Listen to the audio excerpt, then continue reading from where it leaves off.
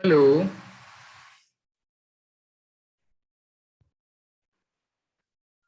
Yes sir. अस्सलाम yes शिष्टिया, last class से रिलेटेड कोई डाउट आपको? वालेकुम। No sir. समझ आ गई थी? यस सर, बट बस थोड़ा सा क्वेश्चन में थोड़ी सी बस प्रॉब्लम बीच बीच में आ जाती है तो बनाने में। पूछिए मुझसे, कोई अगर सॉल्व ना हुआ हो तो। हमें लास्ट क्या किया था? इंटीग्रेशन डेफिनेट एंड इंडेफिनेट दोनों किया था। यस। Yes sir. अच्छा, वैल्यूज पुट करके सॉल्व करना में सीख लिया था। यस। ओके, मैं आपको एक आसान सा क्वेश्चन देता हूँ, एक मिनट ट्राई कीजिए आप।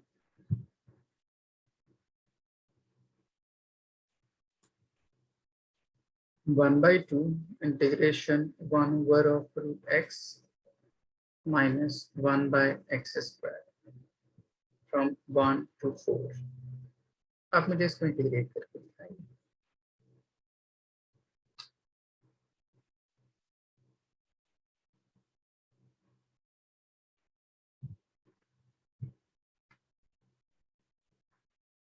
सर आपने ऊपर 4 लिखा है। इसको छोड़ दीजिए। 1।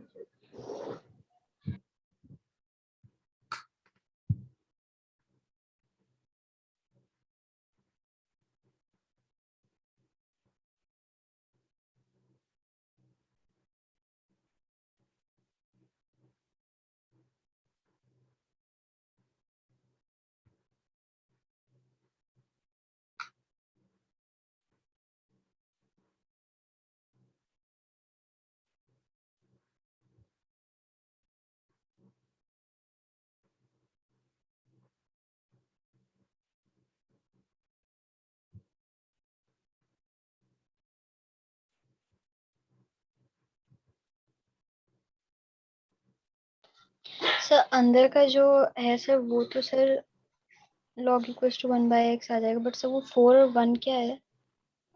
लिमिट है। मैंने लिमिट प्रॉब्लम सिखाया था आपको। ये अपर लिमिट और ये लोअर लिमिट। सर ऐसा क्वेश्चन ही किया था हमने। लास्ट में ऐसा ही कराया था आपको। देखिए, पहले आप इंटीग्रेट कर दीजिए, लिमिट को भूल जाइए।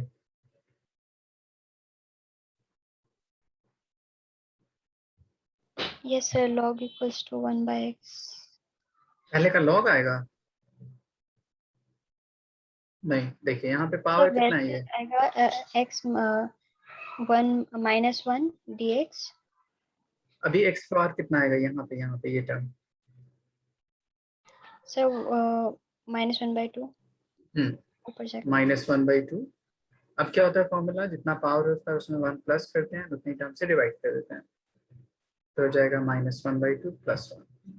सेकेंड टर्म ये 1/x² है, ऊपर जाके पावर कितना हो जाएगा इसका? सब माइनस में। -2 +1 कीजिए और -2 +1 कर दीजिए। ठीक है, अब इसको सॉल्व कर दीजिए। तो ये कितना हो जाएगा? -1/2 +1 हो जाएगा +1/2, एंड ये +1/2 माइनस एक्स पे पावर कितना आ जाएगा? -1 डिवाइड बाई -1। ठीक, तब ये पूरी वैल्यू आ जाएगी 2 ऊपर चला जाएगा, एंड इसका मतलब होता है √x माइनस माइनस प्लस, और इसका मतलब हो जाएगा 1/x। आपका इंटीग्रेशन कुछ इतना हो जाएगा। ये समझ सर आया? मैंने रूट इग्नोर कर दिया। अच्छा,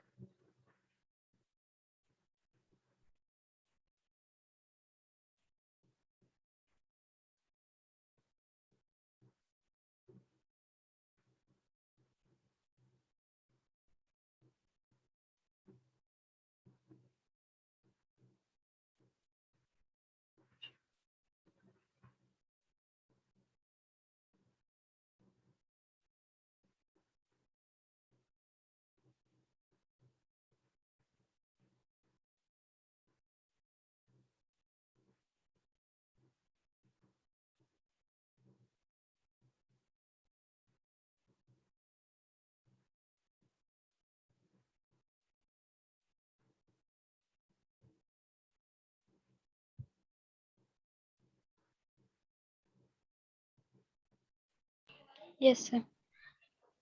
अब मुझे क्या करना है, उसमें लिमिट पुट करना है, कहाँ से कहाँ तक, 1 से 4 तक। इसको बोलते थे अपर लिमिट, इसको बोलते हैं लोअर लिमिट। तो एक बार इसकी वैल्यू पुट कीजिए x की जगह पे, एक बार इसकी जगह पुट कीजिए x की जगह पे, ये वैल्यू हो जाएगी 2 बाहर, एक बार रूट x की जगह पे क्या पुट कीजिए 4, फिर एक बार x की जगह पे 1, दोनों के बीच में सब्ट्रैक्ट, ऐसे कर, फिर उसके बाद प्लस, एक बार x की जगह पे 4, फिर हो जाएगा 1/4, और एक बार x की जगह पे 1 तो 1/1। ये समझ आया? x की जगह पे उसकी वैल्यू पुट कर देते हैं, एक बार अपर लिमिट पुट कर देते हैं और एक बार लोअर लिमिट पुट कर देते हैं, और दोनों के बीच में सब्ट्रैक्ट। इससे समझ आया?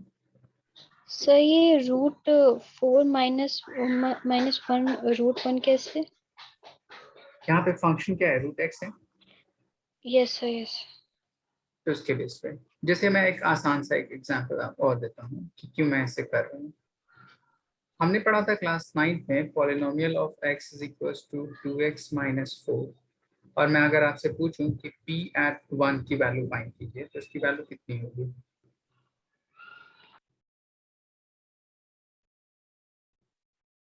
कैसे फाइंड करते थे इसको?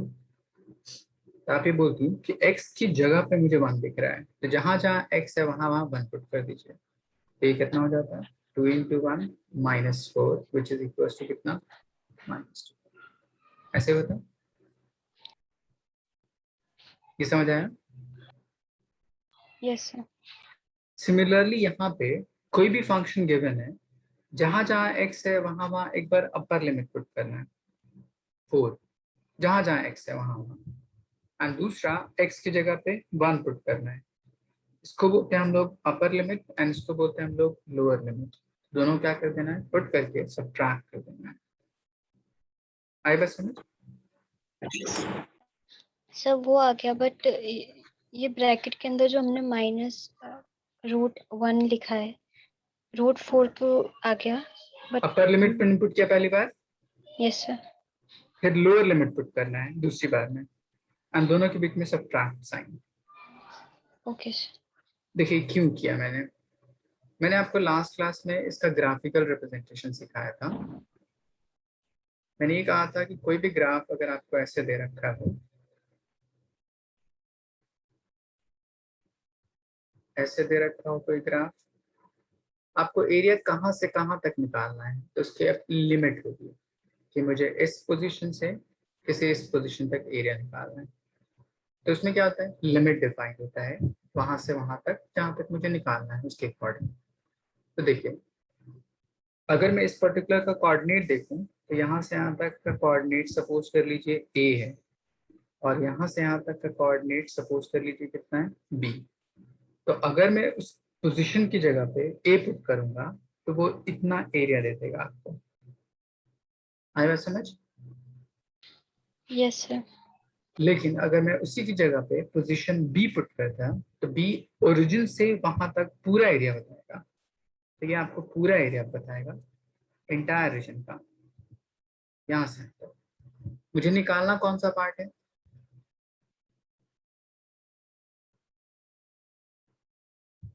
शिष्टिया मुझे निकालना कौन सा पार्ट है, सर ए। ये वाला पार्ट निकालना है मुझे। बाउंडेड रीजन तो ये है ना, सर बी में से ए माइनस कर देंगे तो आ जाएगा। बस। तो वही इस पर्टिकुलर b को हम बोलते हैं अपर लिमिट, एंड इस पर्टिकुलर टर्म को हम बोलते हैं लोअर लिमिट। सर तो हमने हमने, पहले वाले में 1 को रूट में क्यों रखा है? नहीं अब देखिए क्या है यहाँ पे, रुक जाइए इसको भूल जाएंगे। अभी आपके पास फंक्शन कौन है, रूट एक्स एक फंक्शन है और एक 1/x टर्म है, दो ही यस टर्म सर। है।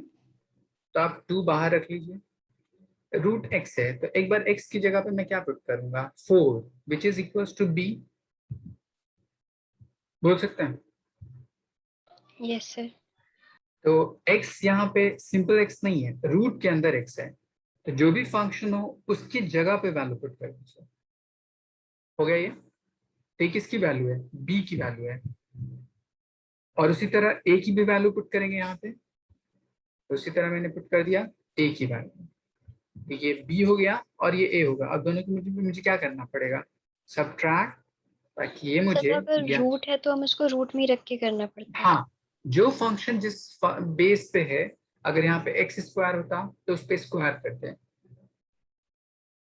जैसे पॉलिनोमियल पी एक्स अगर होता आपका x square minus of root x, और आपको पी वन निकालना होता तो हम क्या करते हैं, अगर पी टू निकालना होता तो हम क्या करते हैं, पी थ्री निकालना होता तो हम क्या करते हैं, सेम एक्स की जगह पे जो टर्म गिवन होता उसके बेस पे पुट कर देते हैं।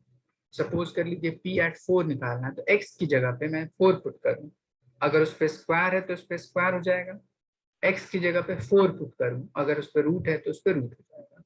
ये मतलब होता है, आया ओके समझ। Sir, yes. तो पहला पार्ट हमने ये पुट कर लिया। सेकेंड पार्ट आपका क्या दिख रहा है, वन बाई एक्स। हिबा आप बता सकती हैं कि इसमें क्या पुट करूंगा एक बार एक्स की जगह पे।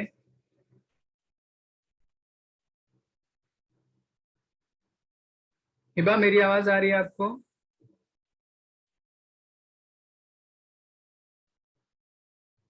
चिश्तिया आप बताइए, एक बार एक्स की जगह पे अपर लिमिट, सर तो कितना हो फोर, जाएगा? हम्म 1/4 हम्म फिर उसके बाद एक्स की माइनस जगह वन पे by one. One by one with minus, बस। समझ आया?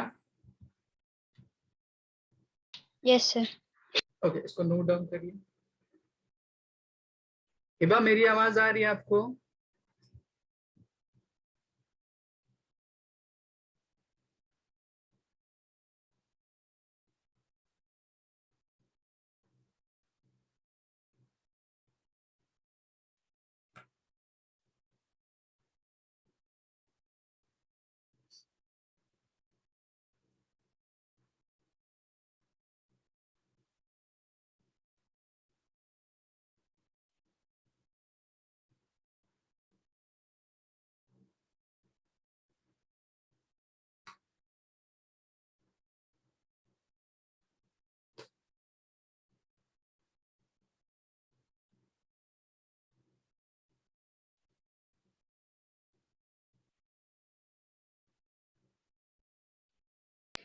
सर ये सब हम काइनेमेटिक्स को स्टार्ट करने के लिए पढ़ रहे हैं अभी।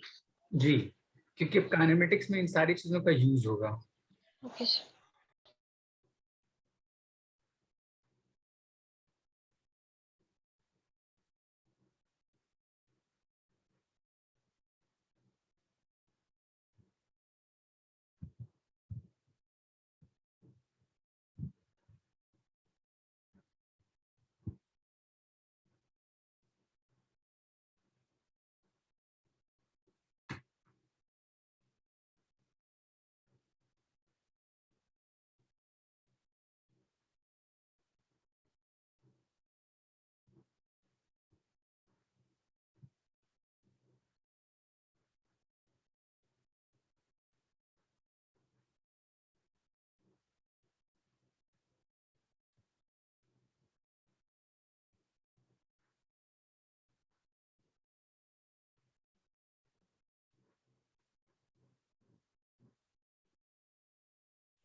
Yes sir, done. आप मुझे सेकंड क्वेश्चन करके दिखाए, ये वाला।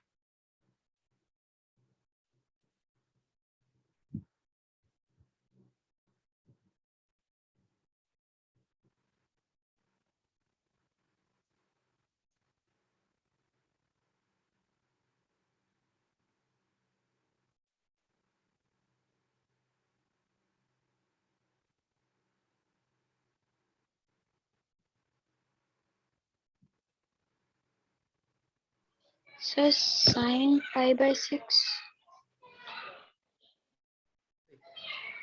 Integration cos x dx π/6 to π/2 ऐसा ही कुछ है। Yes sir. इंटीग्रेशन कितना है आपको? सर sin x अब मुझे लिमिट पुट करना है, कहाँ से? π/2 से ले कहाँ तक? π/6। π/2 का मतलब 90 डिग्री एंड π/6 का मतलब 30 डिग्री। आया बात समझ? तो ये sin 30 हो जाएगा ना? तो एक बार अपर लिमिट पुट करना है, एक बार लोअर लिमिट पुट करना है। तो आप साइन के x की जगह अपर लिमिट पुट कीजिएगा, कितना हो जाएगा upper limit? Sine yes sir 90। sin 90। और फिर लोअर लिमिट पुट कीजिएगा, कितना हो जाएगा? इन दोनों के बीच में इनकी वैल्यूज आपको याद है? Yes sir. पुट कीजिए।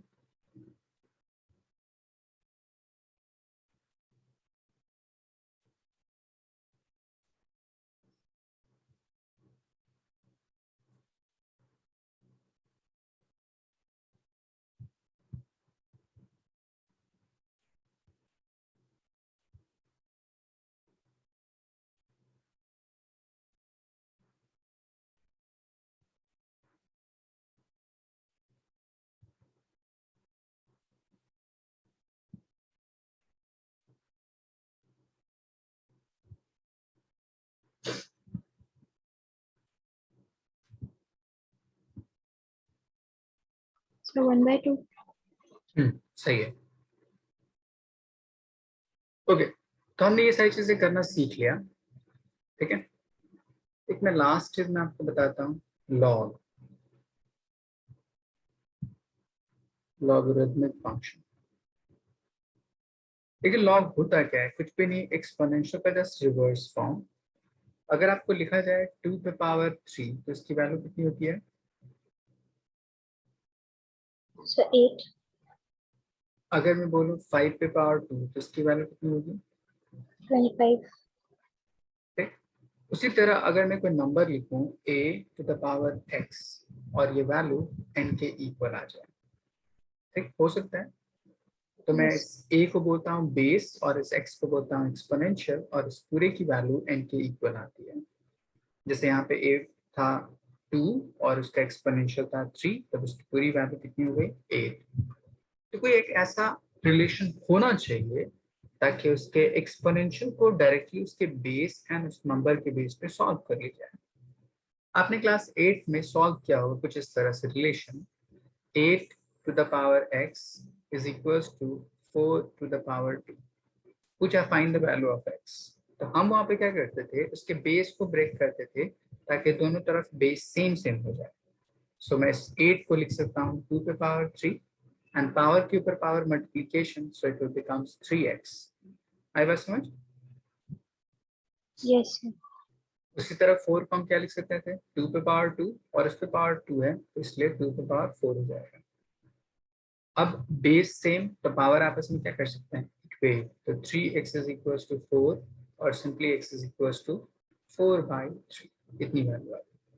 बट वहां हमें ये नहीं सिखाया जाता कि अगर बेस डिफरेंट हो तो क्या कर सकते हैं, क्योंकि हम एक्सपोनेंशियल तब हम फाइंड आउट कर सकते हैं जब बेस सेम होगा, क्योंकि बेस सेम होता है तब पावर इक्वल होता है, क्योंकि इक्वेशन है ये इक्वल टू में है। तो ये दोनों एक्सप्रेशन आपस में इक्वल तब हो सकता है जब उसका base as well as power दोनों इक्वल। ठीक, बट लॉग कहता है कि क्या हो अगर उसका बेस इक्वल ना हो, बेस अगर डिफरेंट हो तो कैसे मैं एक्सपोनेंशियल की वैल्यू फाइंड आउट कर सकता हूँ, तो उसी के लिए लॉग आता है। लॉग कहता है कि आपका एक्सपोनेंशियल इन दोनों टर्म के साथ कैसे रिलेटेड होता है उसको डिफाइन करता है। तो ये क्या कहता है, x is nothing but x is equals to log of natural number और log of the number n and having base a, इसके इक्वल होता है। मतलब अगर आपका एक्सप्रेशन ये है और उसको एक्सपोनेंशियल को मुझे फाइंड आउट करना है तो एक्सपोनेंशियल का रिजल्ट इसके इक्वल हो जाएगा। आई बात समझ? Yes sir. सर एक बार समझा दीजिए। जैसे मैं आपको नंबर लिखने की कोशिश करूं, जैसे मैं बोलूं कि इसको आप लॉग के फॉर्म में लिखिए, तो लॉग किस टर्म को कैलकुलेट करने के लिए यूज होता है, तो उसके एक्सपोनेंशियल। एक्सपोनेंशियल को। So exponential 3 would be equals to log किस नंबर का, 8 का, और बेस यहाँ पे कितना होना चाहिए, मतलब log 8 to the base 2, इसकी वैल्यू कितनी होती है, 3 होती है। हम ऐसे इसको रिलेट कर सकते हैं। सर आया बस समझ? ये फाइनल आंसर हो गया। हाँ, मतलब जो एक्सपोनेंशियल अगर अननोन होता तो हम डायरेक्टली फाइंड आउट कर सकते थे इसको इस तरह से। तो लॉग यहाँ पे आपको देखने से क्या लग रहा है कि एक्सपोनेंशियल को कैलकुलेट करने का एक वे है, क्योंकि इसके अलावा कोई और तरीका नहीं था जिससे एक्सपोनेंशियल डायरेक्टली उसके बेस एंड नंबर के बेस पे रिलेट किया जाए, इसीलिए लॉग को इंट्रोड्यूस किया गया। आप समझ में आई बात? Yes sir. ओके, अब इसके एप्लीकेशंस कैसे कैसे हो सकते हैं, मैं आपको कुछ रूल सिखाता हूँ। ठीक सर है, एक क्वेश्चन और था सर, यहाँ पूछिए। पर एक्सपोनेंशियल तो हमें ऑलरेडी गिवन है ना सर, तो हाँ देखिए, एक्सपोनेंशियल यहाँ पे गिवन था, उसकी वैल्यू मैं बेस एंड इस नंबर के बेस में मैंने रिलेट किया है और कुछ भी नहीं किया है। अगर एक्सपोनेंशियल गिवन नहीं होता तब उसकी वैल्यू मैं कैसे फाइंड आउट करता, मैंने उसको बताने के लिए लॉग यूज किया है। Okay sir. आई बात समझ? Yes sir. क्योंकि हमने अब तक क्लास 8 में ये सीखा है, एक्सपोनेंशियल को फाइंड आउट करने का तरीका, इसके अलावा कोई और तरीका नहीं था हमारे पास। अब देखिए, मैं आपको कुछ तरीके सिखाता हूँ एंड देन इसके बेस में प्रॉब्लम सिखाऊंगा तो आपको ज्यादा क्लियर समझ आएगा। फर्स्ट रूल होता है कि अगर इसी वैल्यू ऑफ एक्स को यहाँ पुट कर दीजिए, मतलब a log a n, तो उसमें राइट साइड में कितनी वैल्यू है, n। इसका मतलब अगर ये बेस और ये बेस सेम सेम हो जाए तो इस पूरे की वैल्यू 1 होती है और डायरेक्टली जो नंबर n होता है वो उसके इक्वल जाता है। आई बात समझ? मैंने कहा यस। कि अगर a जिसके एक्सपोनेंशियल में पूरी वैल्यू है और log का बेस a, अगर ये दोनों बराबर है तो ये पूरा कैंसिल आउट हो जाता है, सिर्फ जो n हो वो उसके इक्वल हो जाता है। ये पहली प्रॉपर्टी। बाकी प्रॉपर्टी एक्सपोनेंशियल के बेस पर डिफाइन करते हैं। देखिए, हमने एक्सपोनेंशियल के रूल पढ़े थे, x to the power m into x to the power n किसके इक्वल होता है, sir x m plus n. Log कहता है इसको एग्जैक्टली सेम वे में, log m into log n, ये फॉर्मूला होता है log m plus log n, exactly same है। Yes sir. अगर यहाँ पे x to the power m divide by x to the power n है तो यहाँ पे क्या होता है फॉर्मूला, सर माइनस आ जाएगा। तो अब log के टर्म में क्या बोल सकते हैं, log m divide bye log n हो तो इसको हम लिख सकते हैं क्या, log m minus log n। आई बात समझ? Yes sir. कुछ और प्रॉपर्टी होती है, अगर log m उसके पावर में n आ जाए तो ये पावर उसके बेस में आ जाता है, so we can write it as log of n। ठीक है, यहाँ तक कोई डाउट? सही लास्ट वाला बताइएगा, लॉग एन। अगर m के पावर में कोई टर्म दे रखा हो तो वो पावर उसके कोएफिशिएंट में आ जाता है, इस तरह से। Okay sir. इस टाइम हमने एरर मेथड यूज किया था कि पावर उसके यस। कोएफिशिएंट में आ जाता है, सेम इस तरह से। अब देखिए, लॉग हम यूज जब करते हैं तो उसके बेस अलग अलग हो सकते हैं। ठीक, अगर मेरे पास बेस e के इक्वल हो जाए और e की वैल्यू में पड़ी थी 2.72, मैंने डायमेंशन में आपको बताया था ये एक कांस्टेंट वैल्यू होती है। ठीक है, तो अगर मैं ये पुट कर दूं लॉग की जगह पे तो आप ये कुछ ऐसा यूज कर सकती थी, log to the base e। तब इसी पर्टिकुलर टर्म को हम नेचुरल लॉग पढ़ते हैं, क्या पढ़ते हैं हम लोग, नेचुरल। Natural log. जहां कहीं भी एल एल लिखा हो तो उसका मतलब आप समझ लीजिएगा कि उसके बेस में कितना है, ई है। फिर केमिस्ट्री में एक टर्म यूज करना होता है, एल एन को लॉग टू द बेस 10 में कन्वर्ट करना होता है।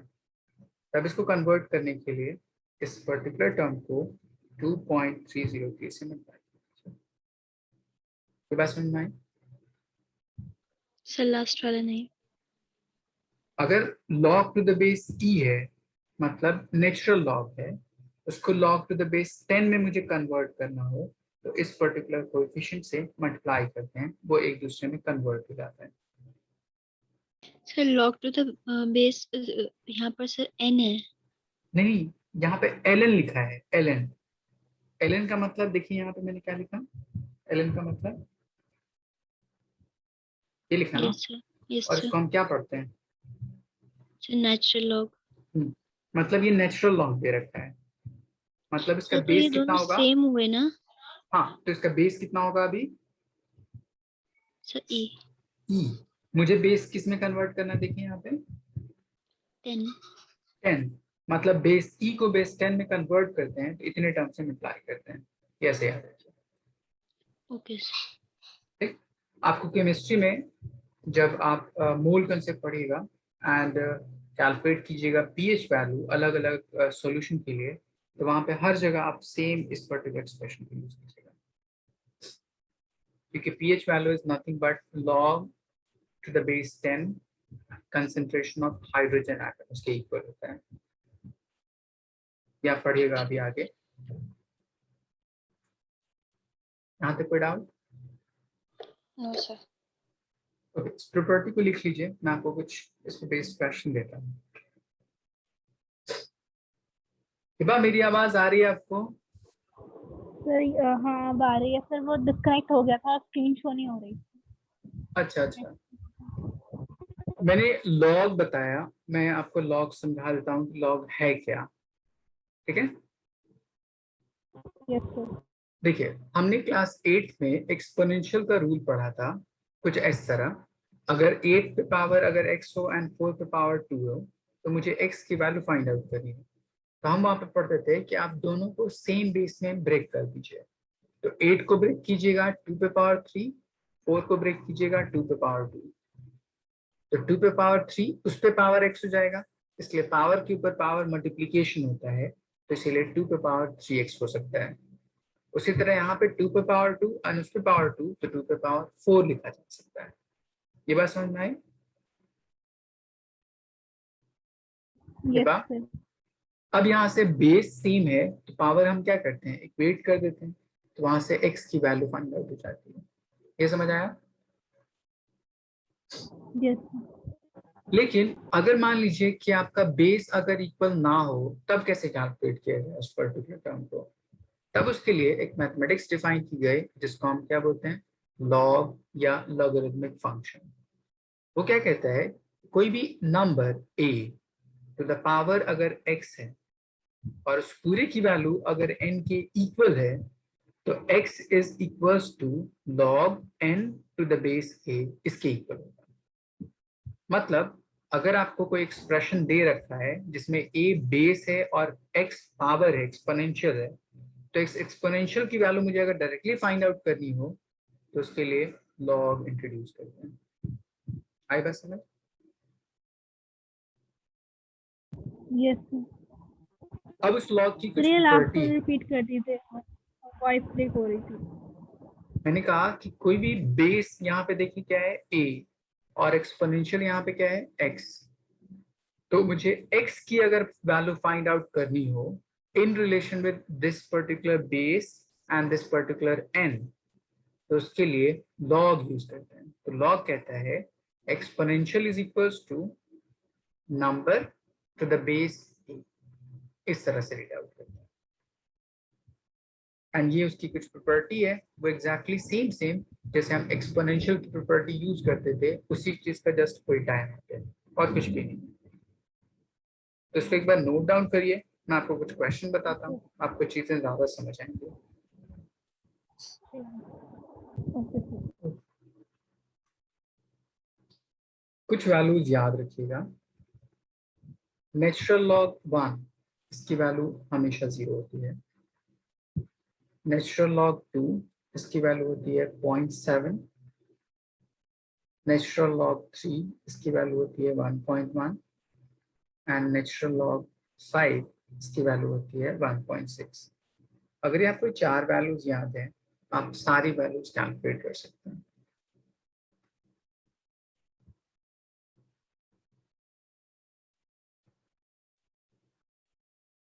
एक बात याद रखिएगा, हम फिजिक्स में नेचुरल लॉग यूज करते हैं, केमिस्ट्री में log to the base 10 use करते हैं, याद रखिएगा।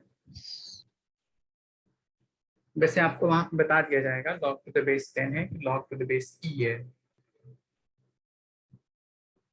एंड उसके कन्वर्जन रिलेशन ये है।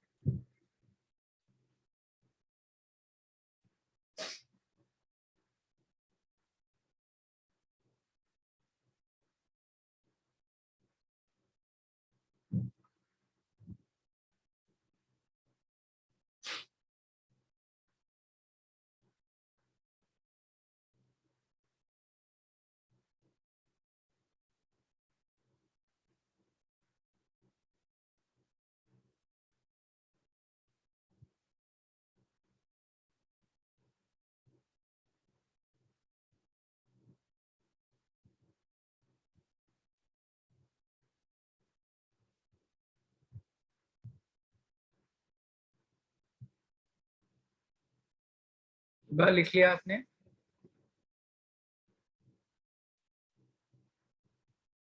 Yes sir.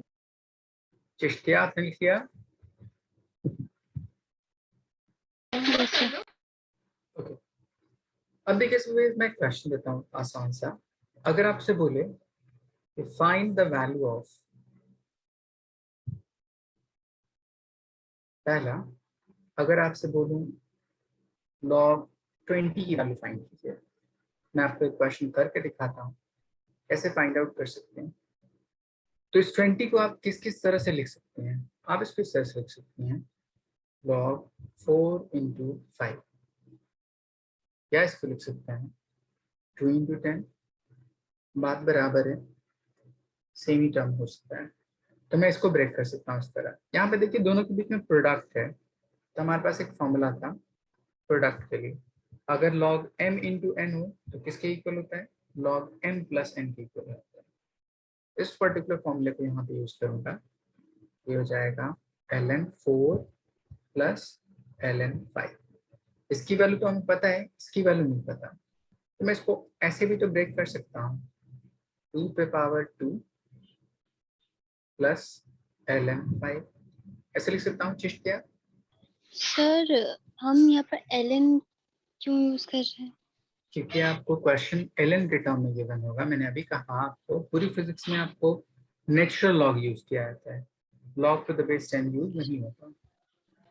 ठीक है, केमिस्ट्री में log to the base 10 use होता है। Okay sir. ओके, तो इसको मैं ऐसे ब्रेक कर सकता हूँ। Yes sir. अब एक प्रॉपर्टी थी ना कि अगर एक्सपोनेंशियल है, यहाँ पे देखिए m पे पावर n होता है, तो n कहाँ चला जाता है? कोएफिशिएंट में, इस तरह देख सकते हैं। तो सेम यस रूल सर। को अप्लाई कीजिए यहाँ पे, तो यहाँ पे 2 है तो वो 2 कोएफिशिएंट में चला जाएगा, so it will becomes 2 times 2 plus ln 5। अब आपको दोनों वैल्यूज पता है, ln 2 की वैल्यू पता है और ln 5 की वैल्यू पता है, दोनों की वैल्यू पुट कर दीजिए, सिंप्लीफाई कर दीजिए। कितना आसान है, ये बात समझ आया आपको? Yes sir. ओके, इसको लिख लीजिए।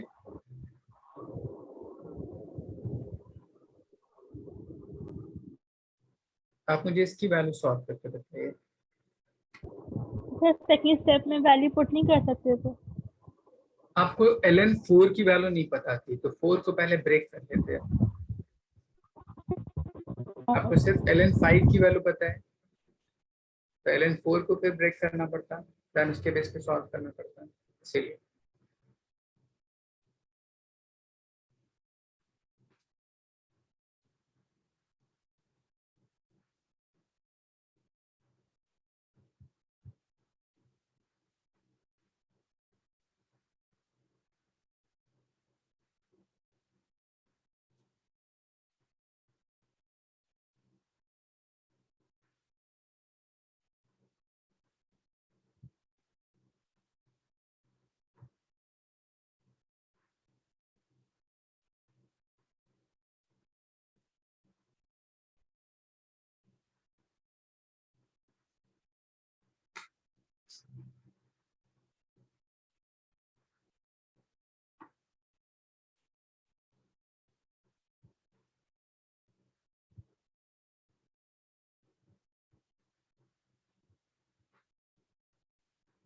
लॉग कभी किसी नेगेटिव नंबर के लिए डिफाइन नहीं होता, याद रखिएगा।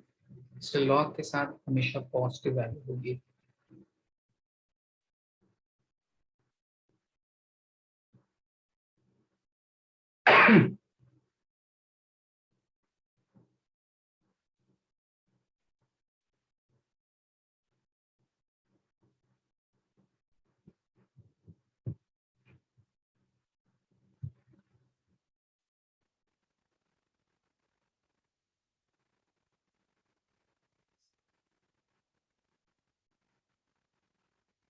बस सॉल्व हुआ आपसे।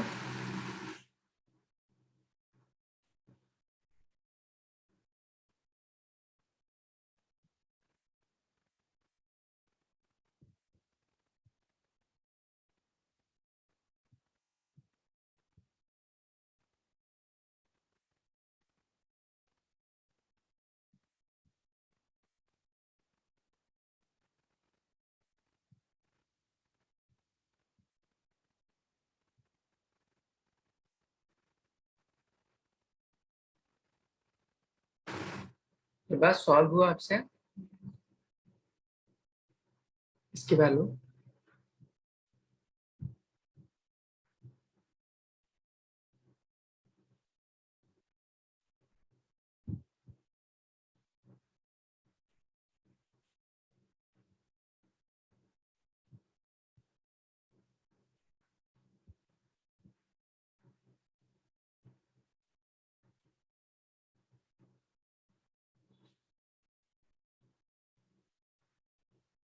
ln2 की वैल्यू होती है 0.7, ln5 की वैल्यू होती है 1.6। ये हो जाएगा 1.4 प्लस 1.6 इज इक्वल्स टू। कितना आंसर आया आपका?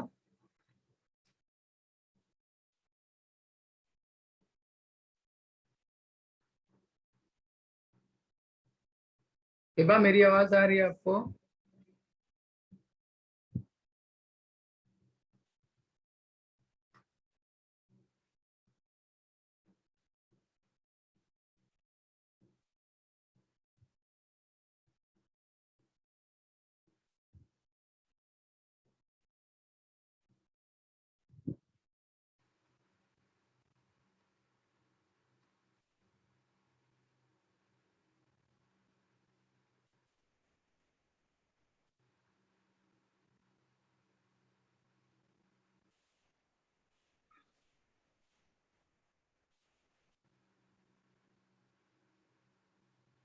ये सॉल्व हो गया था आपसे। सर सेकंड वाला क्वेश्चन कर पाया था सर। फर्स्ट वन सॉल्व हो गया था यहाँ तक। सर आधा हुआ था सर एक में। आप सोचिए सेकंड को कैसे ब्रेक करेंगे आप फैक्टर में, बताइए जरा। सर 3 into 4 में आंसर 4 पे 2 पे पावर 2। बस सेम सेम कीजिए।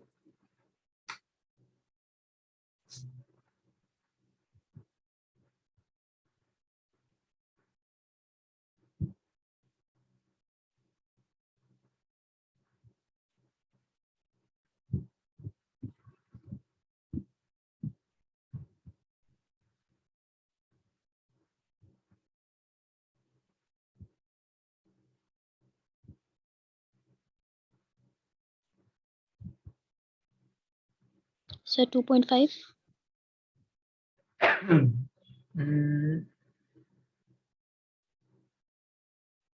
लॉग ln4 की वैल्यू आएगी 1.4 और ln3 की वैल्यू आएगी 1.1। तो 1.4 एंड 1.1 इज 2.5। हाँ सही है। थर्ड क्वेश्चन कीजिए।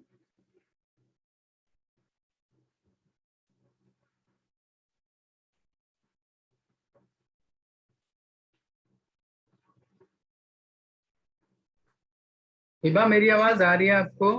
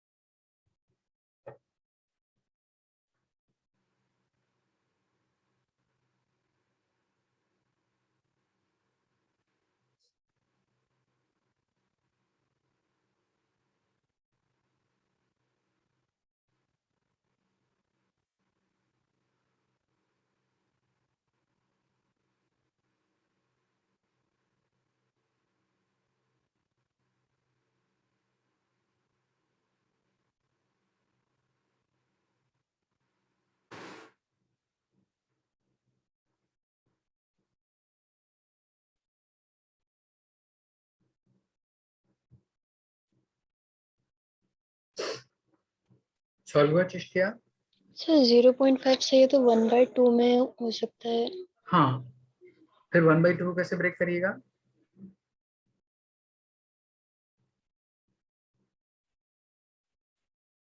इसका न्यूमरेटर कितना होगा?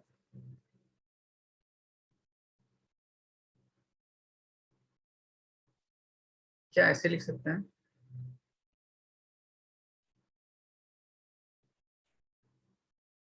Chishtiya, yes sir yes. And ln n की 1 की वैल्यू कितनी होती है? सर 0। ln 2 की वैल्यू?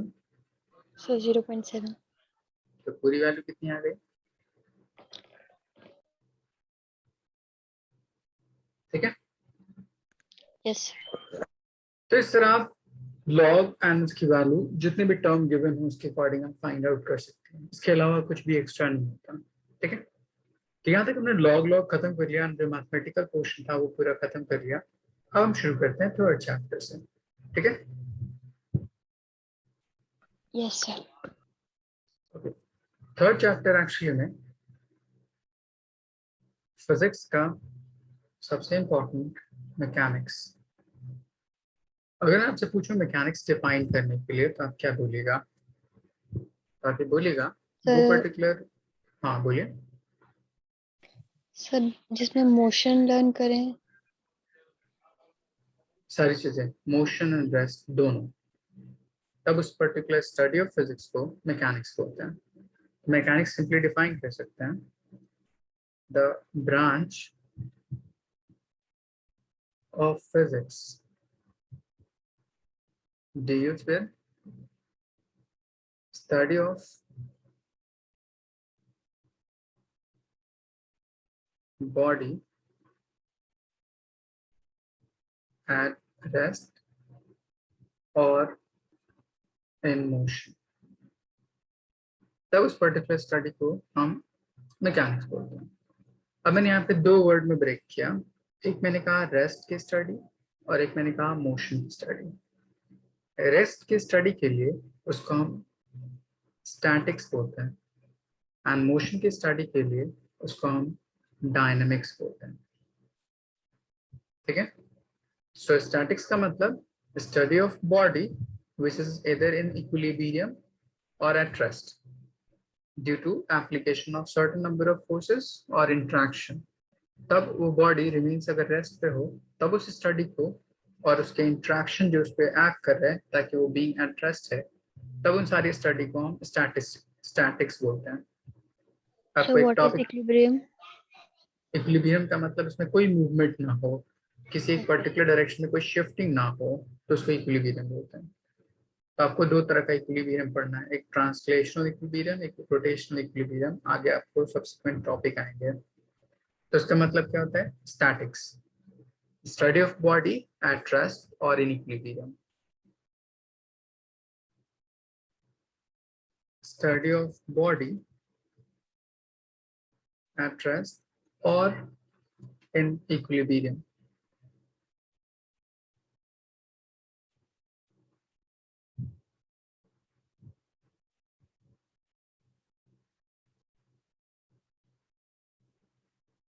नेक्स्ट होता है मेरे पास डायनेमिक्स। डायनेमिक्स का मतलब study of body in motion. So motion में दो कंडीशन हो सकती है। अगर आपसे बोलूं कि मेरे पास कोई ब्लॉक है, अगर ब्लॉक रेस्ट में है, मुझे उसको मूव कराना है, तो मुझे क्या करने की जरूरत पड़ेगी? सर फोर्स लगाएंगे। फोर्स अप्लाई कर सकते हैं, उसमें एनर्जी चेंज कर सकते हैं, उसमें मोमेंटम दे सकते हैं, ये सारी चीज दे सकते हैं। यस तो सर। मान लीजिए आपने कुछ फोर्स अप्लाई किया है एफ। अब इस फोर्स की वजह से होगा क्या? उसके स्टेट में चेंज आएगा। तो वो कुछ डिस्प्लेसमेंट कवर कर सकता है, उसकी कुछ स्पीड हो सकती है, उससे कुछ एक्सेलरेशन हो सकता है, ये सारी चीजें हो सकती हैं। यस तो सर। ये पर्टिकुलर फोर्स क्या किया? उस पर्टिकुलर मोशन को कॉज किया। तो उस पर्टिकुलर फोर्स को बोल सकते हैं cause of that particular motion. And उस मोशन की वजह से इस बॉडी में क्या क्या हो सकता है? तो बॉडी डिस्प्लेसमेंट कवर कर सकती है, डिस्प्लेसमेंट, डिस्टेंस, वेलोसिटी, स्पीड, ये सारी चीजें हो सकती हैं। तो इन सारी चीजों को मैं क्या बोल सकता हूँ? कॉन्सिक्वेंस और result of that particular motion. बोल सकते हैं। Yes sir. तो डायनेमिक्स मतलब study of motion of body दो तरह से, whether we deal with the consequences only or result of motion only. Result of motion, तब उस पर्टिकुलर टर्म को एक नाम कहते हैं which is kinematics. और अगर मुझे उस पर्टिकुलर रिजल्ट का इम्पैक्ट के बारे में पढ़ना है, मतलब कॉजेज ऑफ मोशन के बारे में पढ़ना है, तब उस पर्टिकुलर को प्रॉपर डायनेमिक्स बोलते हैं। सर तो जो फोर्स अप्लाई किया वो causes of motion proper dynamics में हाँ, है। प्रॉपर डायनेमिक्स में।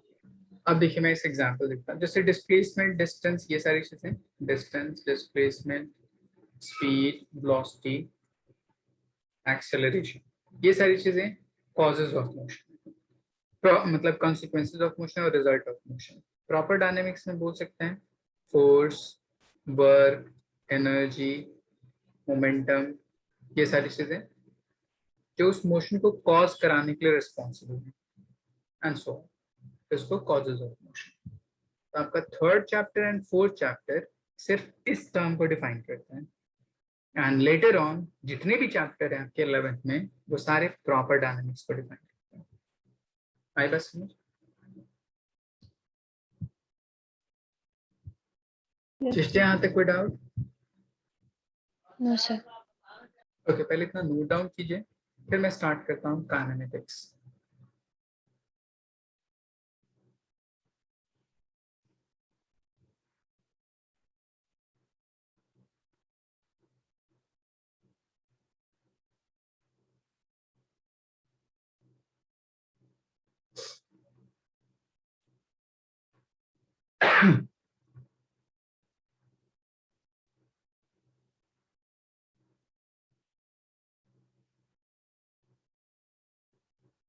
हिबा, मेरी आवाज आ रही है आपको? Yes sir. यहाँ तक कोई डाउट तो नहीं है आपको?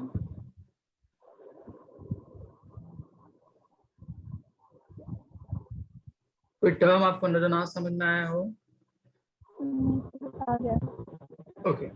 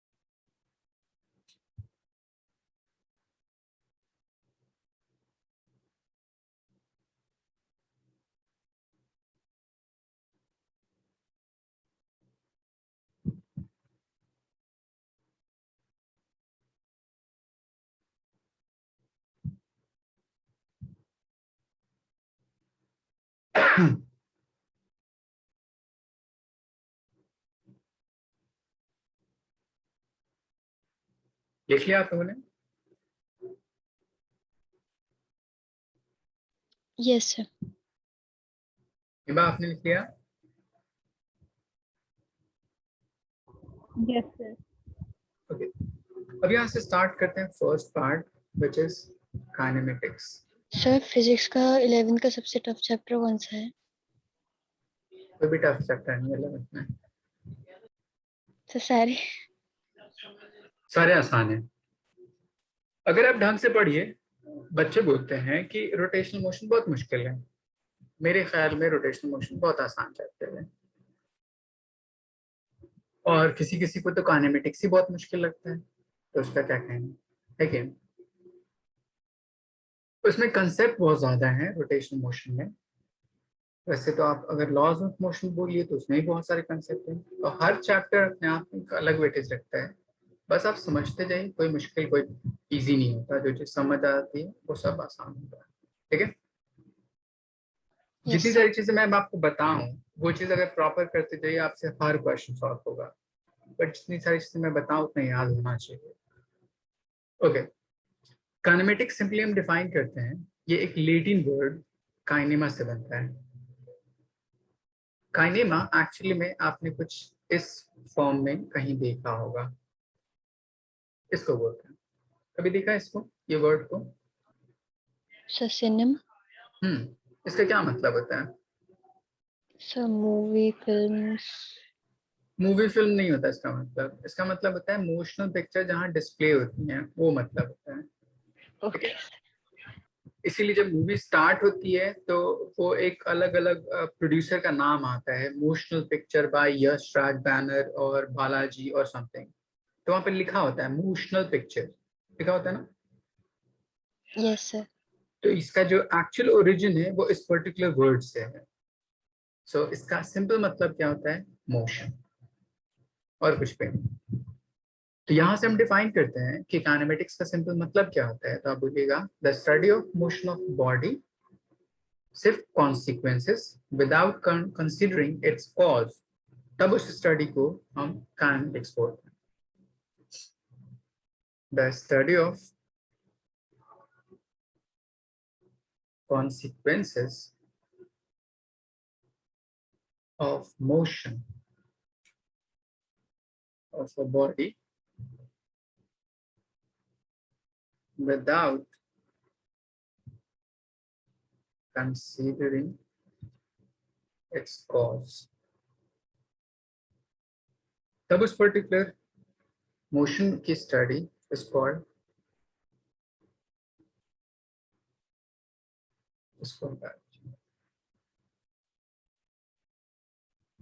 अब इस काइनेमेटिक्स को हम स्टार्ट कैसे कैसे करते हैं, तो मैं जैसे आपको सीक्वेंस सर बताऊं। सर एक question sir, without considering its cause मतलब sir force work energy momentum हाँ, उन सबको होता है, कॉज नहीं मानेंगे। अब इसको ओके जो सर। ब्रेक करते हैं दो पार्ट में, आपने क्लास 9th में पढ़ा होगा मोशन दो तरह का, एक को बोलते हैं यूनिफॉर्म मोशन, एक को बोलते हैं हम लोग नॉन यूनिफॉर्म मोशन।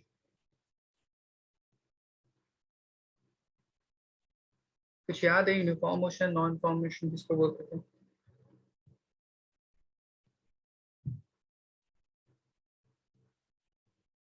सर एक बार रिपीट कीजिए question. Uniform motion and non uniform motion किसको बोलते हैं?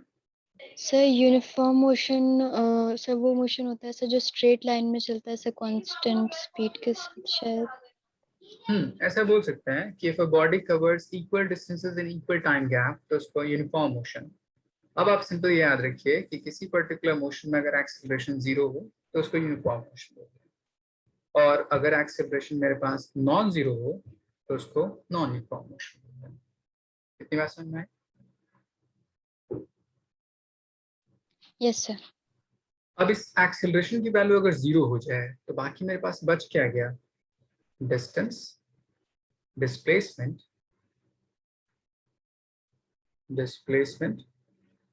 Speed, average speed, velocity and average velocity, ये सिर्फ चार चीजें बच गई। तो पहला पार्ट यूनिफॉर्म मोशन, जिसमें ये चार चीजें हम पढ़ते हैं। अगला पार्ट, अगर आपका मोशन नॉन यूनिफॉर्म है, मतलब एक्सेलरेशन अगर नॉन जीरो है, तो उसकी दो कंडीशन हो सकती है। या तो ये हो सकता है कि एक्सेलरेशन की वैल्यू कोई कांस्टेंट वैल्यू हो जाए, या फिर एक्सेलरेशन की वैल्यू कोई वेरिएबल वैल्यू हो जाए, ऐसा हो सकता है। इसके अलावा कोई थर्ड कंडीशन तो नहीं हो सकती। No sir. अगर एक्सेलरेशन की वैल्यू कांस्टेंट है तो इसको हम बोलते हैं uniformly accelerated motion.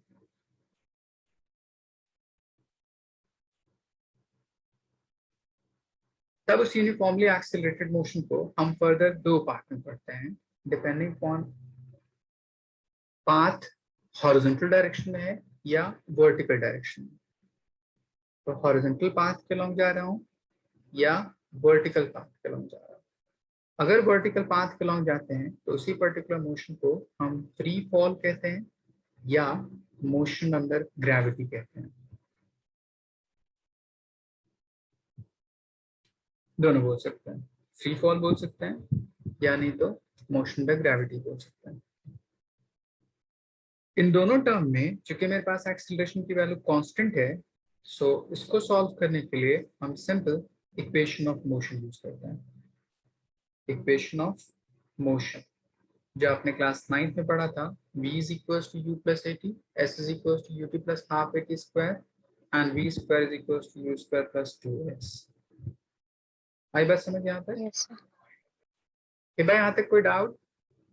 Sir log को सर हम वेरिएबल मानेंगे क्या? लॉग? Yes sir. लॉग अगर मेरे पास log x लिखा हो तो x is variable for that, x की वैल्यू वेरी कर सकती है, इसलिए log की वैल्यू वेरी कर सकती है। बट अगर मैं log 2 लिखूं तो 2 एक कांस्टेंट है, इसलिए log की पूरी वैल्यू log 2 वो फिक्स्ड होगी। तो वेरिएबल कहने का मतलब जहाँ पे कोई भी वेरिएबल टर्म आ जाए उस पर्टिकुलर फंक्शन के साथ, वेदर टाइम आ जाए, वेदर आपका पोजीशन आ जाए, कुछ भी आ जाए। Okay sir. ओके, तो यहाँ पे वेरिएबल कहने का मतलब कि ये time dependent, position dependent, velocity dependent function होगा, मतलब उसकी वैल्यू चेंजेबल होगी, अलग अलग पॉइंट पे टाइम के साथ चेंज कर सकते हैं, किसी पोजीशन के साथ, तब उसको बोलते हैं वेरिएबल। एंड जहां कहीं भी फंक्शन वेरिएबल होता है वी यूज कैलकुलस मेथड। अब याद रखिएगा, यहाँ तक बात समझ में आई? Yes sir. सो मेनली हमने मोशन को 4 पार्ट में डिवाइड कर दिया, ठीक है। फर्स्ट पार्ट इज अगर यूनिफॉर्मली एक्सेलरेटेड मोशन जिसमें एक्सेलरेशन 0 हो तो इसमें इतनी सारी चीजें पढ़ते हैं। सेकेंड पार्ट अगर नॉन यूनिफॉर्मली एक्सेलरेटेड मोशन है तो उसमें हम 2 पार्ट ब्रेक करते हैं। First part is acceleration constant है या एक्सेलरेशन वेरिएबल है, उसके बेस पे अगर एक्सेलरेशन कांस्टेंट है तो उसके लिए इक्वेशन ऑफ मोशन अप्लाई करते हैं, अगर एक्सेलरेशन वेरिएबल है तो उसके लिए कैलकुलस मेथड अप्लाई करते हैं।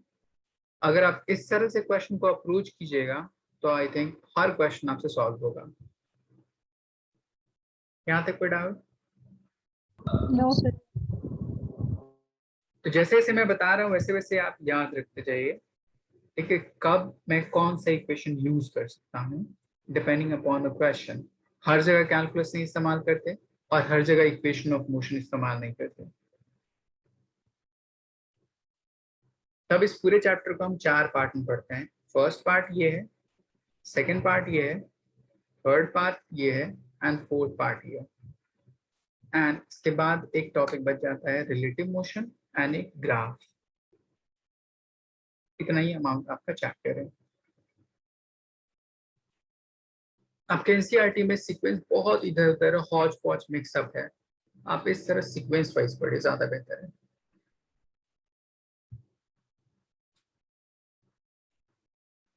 चिश्तिया कोई डाउट यहाँ तक? No sir.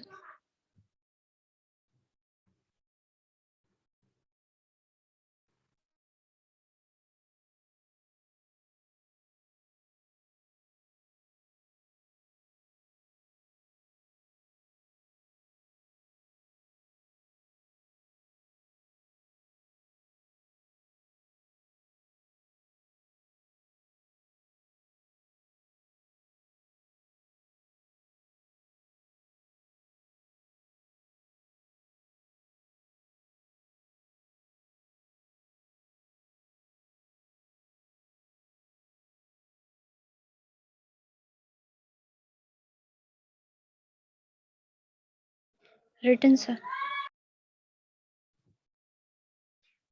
लिख लिया आपने? No sir.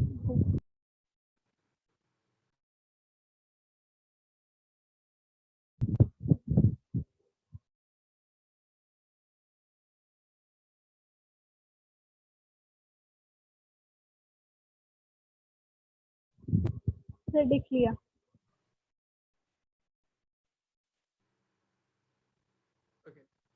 अब इसके बाद फर्स्ट थिंग, इस पूरे मैकेनिक मतलब काइनेमेटिक्स को समझने के लिए टर्म पढ़ते हैं that is called reference frame.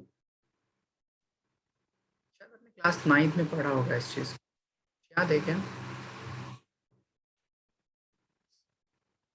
Frame of reference, reference frame, reference body, reference object.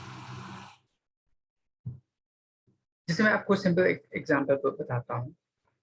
अब अगर आपसे पूछा जाए कि आप मोशन कर रहे हैं या नहीं कर रहे हैं, या आप रेस्ट में हैं या नहीं है, इसको डिफाइन कर रहा हूँ, तो आप कैसे डिफाइन कीजिएगा? क्या मैं पूछूं कि आपने कितना डिस्टेंस ट्रैवल किया, कितना डिस्प्लेसमेंट कवर किया, ये कैसे आप डिफाइन कीजिएगा? Work done. वर्क डन से नहीं।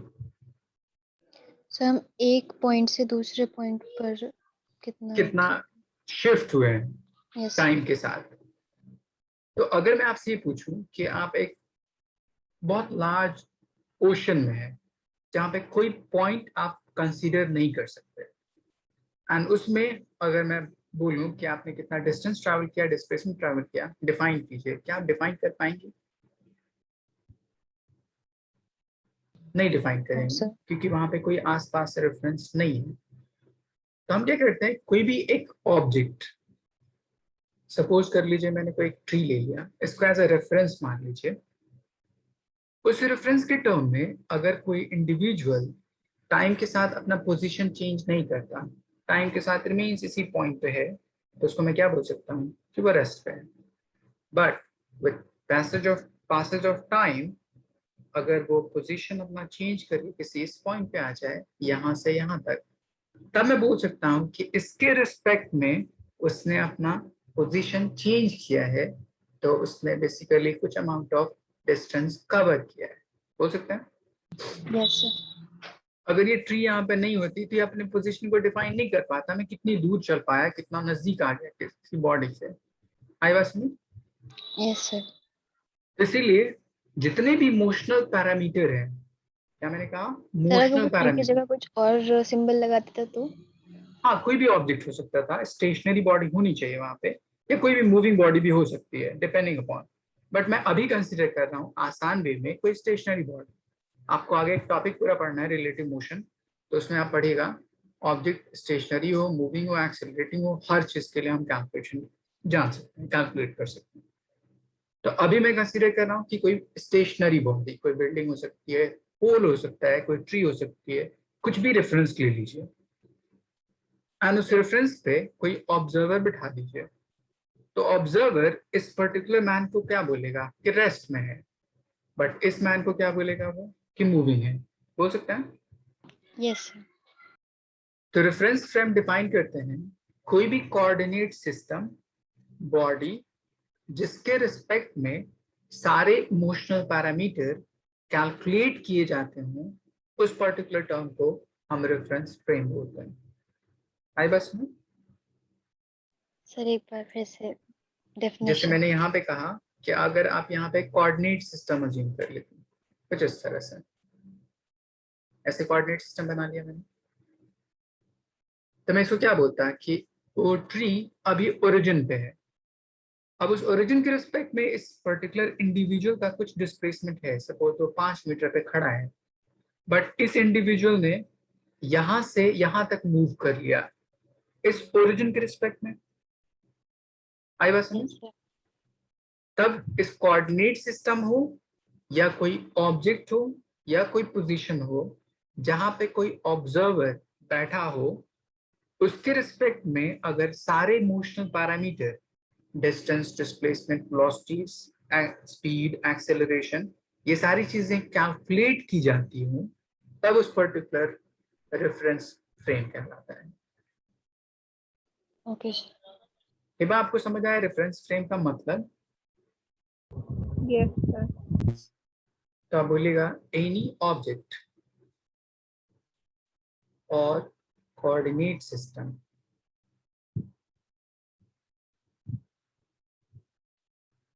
from which all motional parameter, motional parameter का मतलब distance, position, displacement, speed, velocity, acceleration, ये सारी चीजें बीइंग कैलकुलेटेड। तब उस टर्म को हम reference frame, reference object, reference body बोल सकते हैं। तब इसी रेफरेंस के रेस्पेक्ट में हम रेस्ट या मोशन किसी भी बॉडी के लिए डिस्क्राइब कर सकते हैं। अगर आपसे पूछे कि डिस्क्राइब रेस्ट या डिस्क्राइब मोशन, तो आप क्या बोलेगा कि किसी भी ऑब्जेक्ट का पोजीशन किसी रेफरेंस के रिस्पेक्ट में टाइम के साथ चेंज ना करे तो उसको रेस्ट बोलेंगे। अगर टाइम के साथ चेंज कर जाए तो उसको क्या बोलेंगे? मोशन बोल सकते हैं। No sir. तब इसमें एक वर्ड आता है कि क्या कोई बॉडी एब्सोल्यूट रेस्ट या एब्सोल्यूट मोशन हो सकती है कि नहीं हो सकती। एब्सोल्यूट रेस्ट, एब्सोल्यूट मोशन का मतलब कि वो हमेशा रेस्ट विजुअलाइज करे, वो हमेशा मोशन विजुअलाइज करे। तो आप बोलिएगा कि rest and motion these are relative parameter. ये सब क्या होते हैं? रिलेटिव पैरामीटर होते हैं, रेफरेंस के रिस्पेक्ट में डिफाइन किए जाते हैं।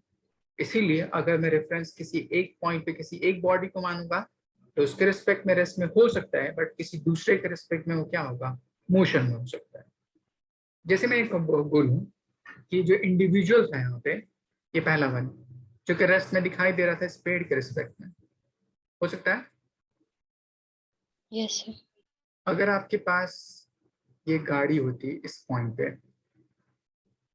और ये गाड़ी मूव कर रही थी कुछ इस तरह से, ये इंडिविजुअल मूव कर रहा था इस तरफ से 5 मीटर पर सेकेंड, और ये भी मान लीजिए 5 मीटर पर सेकेंड। इसके अंदर कोई इंडिविजुअल बैठा है ऐसे, ये इस बॉडी को कैसा देखता? खुद से पीछे जाता हुआ दिखता, ऐसा देखिएगा ना। Yes sir. तो उसके लिए तो ये बॉडी कैसे नजर आती? रेस्ट में, मोशन में?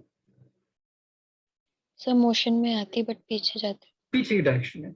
बट यहाँ पे कोई ऑब्जर्वर अगर खड़ा है जो सारे ऑब्जर्वेशन को ले रहा है, तो वो तो इसको कैसा दिखता? रेस्ट में। तो मैं बोल सकता हूँ कि रेस्ट एंड मोशन किसी एक फ्रेम के रेस्पेक्ट में कुछ और हो सकता है एंड किसी दूसरे फ्रेम के रेस्पेक्ट में कुछ और हो सकता है। Yes sir. इसीलिए absolute rest and absolute motion define नहीं किया जा सकता। ये बात समझ आया? Yes sir. तो यहाँ स्टेटमेंट लिखिएगा, a body may be at rest with respect to some reference, but it would be in motion with other. So absolute rest and absolute motion can't be defined, or it is not possible. So absolute rest or absolute motion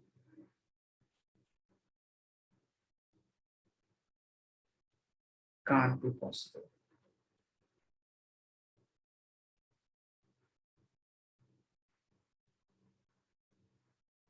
I think कोई doubt नहीं है यहाँ पे?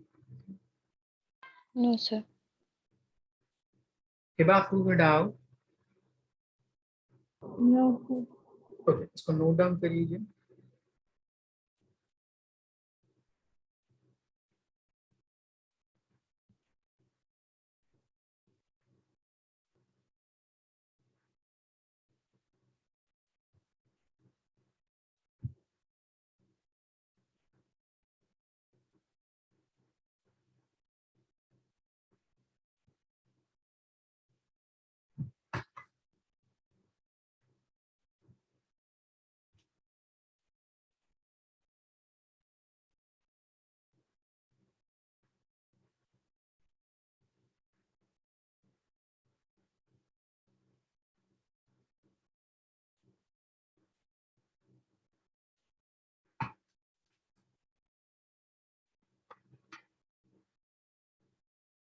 Sir absolute rest और absolute motion का concept sir थोड़ा सा बताने के बाद रेफरेंस फ्रेम का थोड़ा सा कंफ्यूजन आ गई है। देखिए मैं आपको फिर से समझाता हूँ, पहले लिख लीजिए, फिर बताता हूँ आपको।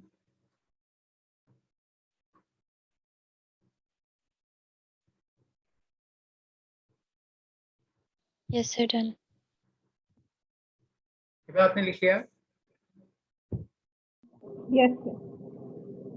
यहाँ पे मैंने कोई इंडिविजुअल लिया ए, यहाँ पे कोई एक इंडिविजुअल लिया बी, एंड यहाँ पे कोई इंडिविजुअल लिया सी।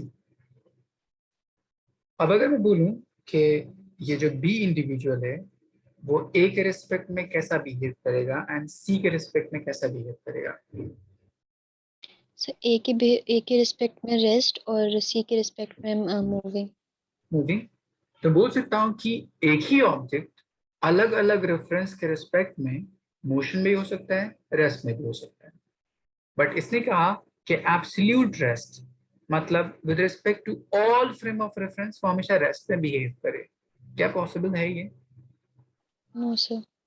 सिमिलरली एब्सोल्यूट मोशन कि with respect to all references ये हमेशा मोशन में बिहेव करे। क्या पॉसिबल है ये? सर एब्सोल्यूट रेस्ट और मोशन तो क्लियर हो गया, बट अब रेफरेंस फ्रेम थोड़ा सा कंफ्यूजन में है। रेफरेंस फ्रेम का मतलब कोई भी कोऑर्डिनेट सिस्टम, ऑब्जेक्ट, बिल्डिंग, कुछ भी जिसपे कोई ऑब्जर्वर बैठा हो या ऑब्जर्वर प्लेस्ड हो और वो सारे इमोशनल पैरामीटर को कैलकुलेट करता हो या जहां से कैलकुलेट किया जा सकता हो उसको रेफरेंस फ्रेम बोलते हैं। सर तो यहाँ पर ए पर्सन को रेफरेंस फ्रेम बोल सकते हैं। हाँ, ए पर्सन कैलकुलेशन कर रहा है, सारी चीज को ऑब्जर्व कर रहा है, इसलिए ए को रेफरेंस बोलेंगे या इस ट्री को रेफरेंस बोल सकते हैं। Okay sir. एंड वो ओरिजिन पे बैठा है इसलिए कोऑर्डिनेट सिस्टम भी बोल सकते हैं। यहाँ तक कोई डाउट नहीं? No sir. ओके, सो हमने ये पार्ट डिफाइन कर दिया। अब मेरे पास बेसिक आता है distance and displacement.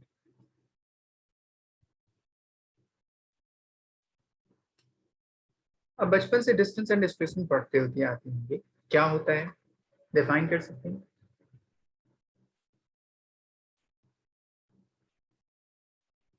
Sir displacement से जो शॉर्टेस्ट डिस्टेंस होता है। अच्छा, और डिस्टेंस क्या होता है? सर मतलब जैसे कि अगर मैं एक पॉइंट से चल के गई बी पॉइंट पे, फिर बी से सी पे चल के गई, मतलब सर वो थोड़ा टिल्टेड है सर, अच्छा। मतलब। लेकिन अगर उसी रास्ते पे मैं बिल्कुल सीधे गई, तो मैंने ए कोई से सी रूट तक। चेंज नहीं किया, तो उसको और वो उसका डिस्प्लेसमेंट कोई बोलेंगे। सेम रूट है, तो उसको डिस्प्लेसमेंट। अच्छा, मान लीजिए सरफेस के ऊपर आपने किसी इंसेक्ट को रखा या किसी चींटी को रखा एंड उसको कहा अलाउ किया क्रॉल करने के लिए, तो वो रैंडमली इस तरह से मूवमेंट करके किसी इस पॉइंट तक पहुंच सकती है, यहाँ से यहाँ तक बोल सकते हैं। Yes sir. कोई भी रैंडम पाथ किसी भी डायरेक्शन में हो, अगर उसका एक्चुअल पाथ लेंथ कवर किया जाए तो उसको हम डिस्टेंस बोलते हैं। तो आप बोलिएगा distance is nothing but actual path covered by a body. But इस पाथ में अगर मैं शॉर्टेस्ट पाथ डिफाइन करने की कोशिश करूं दोनों के इन बिटवीन, तो ये ऐसे हो सकता है, ये ऐसे हो सकता है, ऐसे हो सकता है। इन तीनों पाथ में शॉर्टेस्ट पाथ आपको कौन सा दिख रहा है? Sir straight. स्ट्रेट। इसलिए किसी भी दो पॉइंट के बीच में जो स्ट्रेट पाथ होता है वो शॉर्टेस्ट पाथ होता है। ठीक, उसके अलावा जितने भी पाथ होंगे उसकी वैल्यू उससे लार्जर हो सकती है, तो इसलिए शॉर्टेस्ट पाथ सिर्फ इतना ही होगा। तो किसी भी इन पाथ के लिए, जर्नी के लिए जो इनिशियल एंड फाइनल पॉइंट के बीच में शॉर्टेस्ट पाथ होता है उसको डिस्प्लेसमेंट बोलते हैं। तो इसको आप डिफाइन कर सकते हैं shortest path length between initial and final point। अब देखिए यहाँ से कुछ टर्म, अगर मैं बोलूं कि इस बॉडी ने यहाँ स्टार्ट किया तो उसका जो डायरेक्शन था वो कुछ ऐसा था, थोड़ी देर बाद उसका डायरेक्शन कुछ ऐसा हो गया, फिर उसके बाद कुछ देर बाद डायरेक्शन ऐसा हो गया, एंड फिर उसके बाद कुछ डायरेक्शन ऐसा हो गया। देखिए हर पॉइंट पे डायरेक्शन क्या कर रहा है, चेंज करता जा रहा है, करता जा रहा है ना। Yes sir. इसमें बोल सकता हूँ कि एक्चुअल पाथ कवर्ड करने के लिए कोई फिक्स डायरेक्शन नहीं होता, तो आप इसको बोल सकते हैं नो फिक्स्ड डायरेक्शन।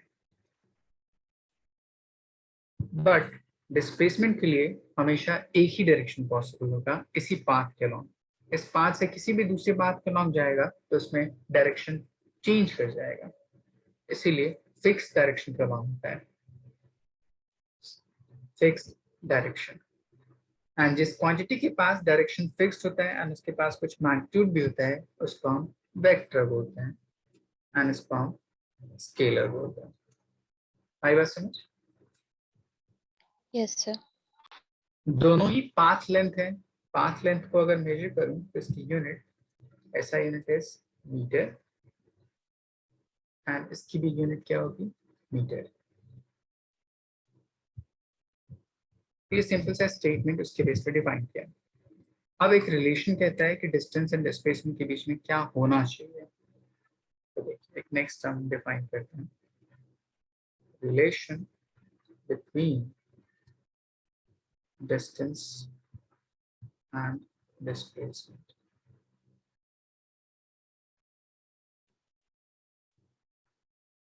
देखिए होता क्या है, आपके पास दो तरह के पाथ हो सकते हैं।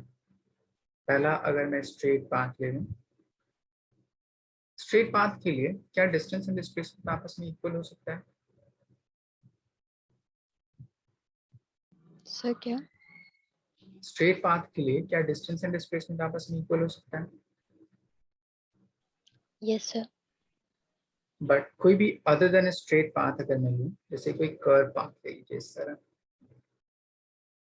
ठीक, मैंने यहां से यहां तक कोई सेमी सर्किल ले लिया। तो पहली चीज देखिए, इस पॉइंट से इस पॉइंट तक अगर स्ट्रेट पाथ है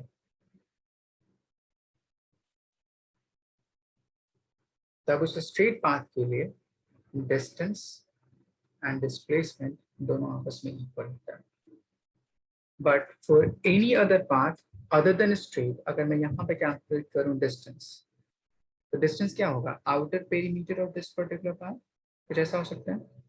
यस सर। आपने पढ़ा होगा सर्किल का पेरीमीटर कितना होता है, या सर 2 सर्कमफेरेंस 2πr, और ये हाफ सर्किल दिख रहा है तो ये सिंपली किसके इक्वल हो जाएगा, पाई आर बाय 2। सॉरी सर, मतलब पाया। सॉरी। अब अगर शॉर्टेस्ट पाथ ड्रॉ किया जाए बिटवीन इनिशियल एंड फाइनल तो ये कुछ ऐसा दिखाई देगा, it's nothing but the diameter of this particular path. तो डायमीटर को हम क्या बोल सकते हैं, 2r बोल सकते हैं।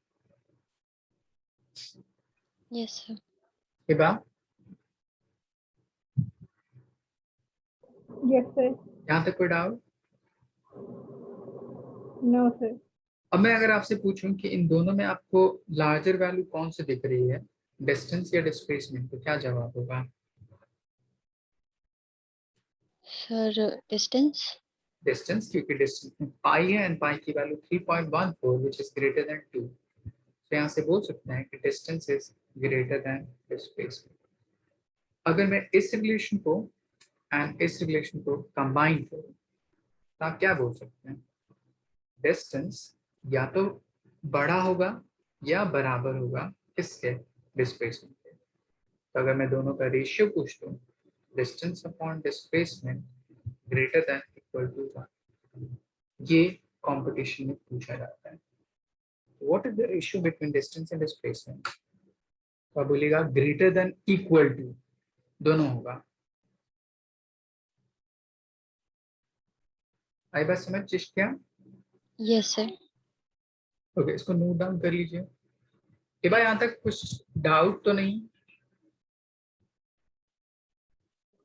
No sir. ओके, लिख लीजिए इसको।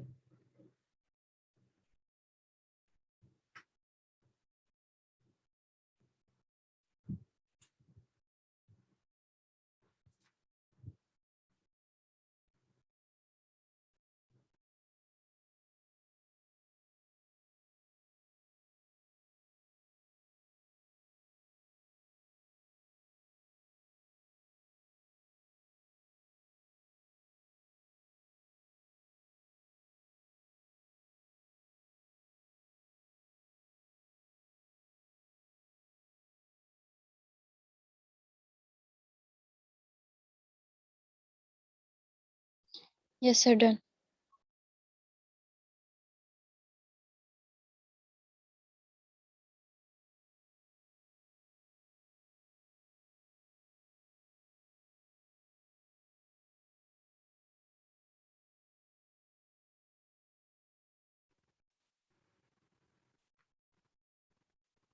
लिख लिया? आपने लिख लिया?